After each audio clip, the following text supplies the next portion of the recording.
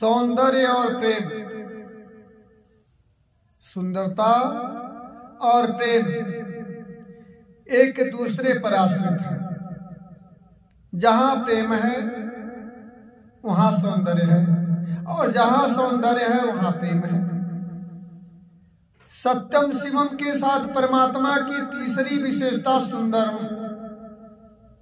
सत्यम शिवम के साथ परमात्मा की तीसरी जो विशेषता है वह सुंदरम है। वह सुंदर ही नहीं अपितु सौंदर्य का मूल स्रोत है। इसका अस्तित्व, उसका सौंदर्य शाश्वत है। यह प्रकार से परमात्मा सामने दिखता नहीं, परंतु उसका सौंदर्य शाश्वत है, सर्वत्र है, अलौकिक होता हुआ दिखाई देता है। विश्व उसी के सौंदर्य का प्रत्यक्ष दिग्दर्शन है। शाश्वत सौंदर्य की धाराएं उसी से प्रस्फुटित होकर के समस्त जड़ चेतन में सौंदर्य का अभिसिंचित करती है।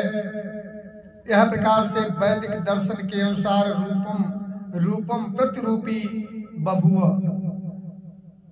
अर्थात प्रकृति की अव्यक्त अवस्था दर्पण है, जिसमें चैतन्य ज्योति का आभास होता है। जितने मूर्त रूप हैं, मूर्तिमान हैं, वे सब उसी पर ब्रह्म रूपी ज्योति के प्रतिबिंब हैं। उसी एक परमात्मा की परम ज्योति से सूर्य एवं चंद्र प्रकाशमान है। रात्रि अपने असंख्य नेत्र रूपी ताराओं से उसी सौंदर्य का दर्शन करती है। परमात्मा का अंश होने के नाते जीवात्मा भी हर सुंदर वस्तु की ओर आकर्षित होता रहता है। यह प्रकार से प्रकृति के मनोरम दृश्य, हरियाली पुष्पों से लदे उद्यान, नदी पर्वत आदि देख करके किसका मन नहीं पुलकित होता, प्रफुल्लित होता। सौंदर्य की ओर आकर्षण अंतरम की अभिव्यक्ति है, जो शाश्वत सौंदर्य की खोज करती है। मेरे भक्तों, कबीर इसी शाश्वत सौंदर्य को चारों ओर देखते हैं। लाली मेरे लाल की जित देखो तितलाल।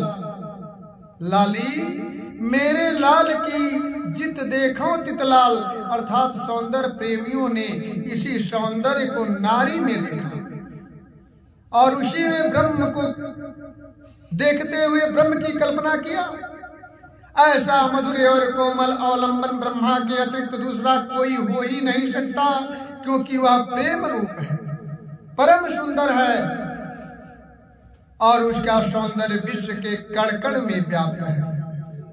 गोस्वामी तुलसीदास जी महाराज अपने मानस में भी कहते हैं कि हरि व्यापक सर्वत्र समाना, प्रेम से प्रकट होई मोहि जाना।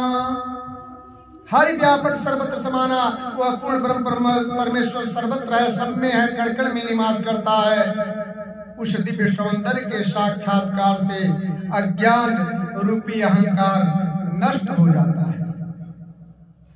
जन्म जन्मांतर के पाप धुल जाते हैं। प्रेम का आनंद पाने के लिए ही ब्रह्म ने सृष्टि की रचना की और जीव के हृदय में प्रेम उत्पन्न किया। और एक ओर तो यह प्रेम साधक के हृदय की समस्त कलुष भावनाओं, वासनाओं और आकांक्षाओं को विनष्ट कर हृदय को स्वच्छ कर देता है, और दूसरी ओर उसके हृदय को उस अनंत सौंदर्य रस के रस से परिपूर्ण कर देता है। प्रेम सच्चे प्रेमी को कभी थकने नहीं देता। मेरे मित्रों, मेरे भक्तों, उसे वह नित्य नवीन शाश्वत सौंदर्य की अनुभूति कराता रहता है। ऐसा जान करके हर प्राणी से, हर जीव से प्रेम करना चाहिए। और सब में जो है कि उस नारायण को, उस ईश्वर को ही परख करके उसकी सेवा शुरुआत करनी चाहिए। बोलो वृंदावन बिहारी लाल की।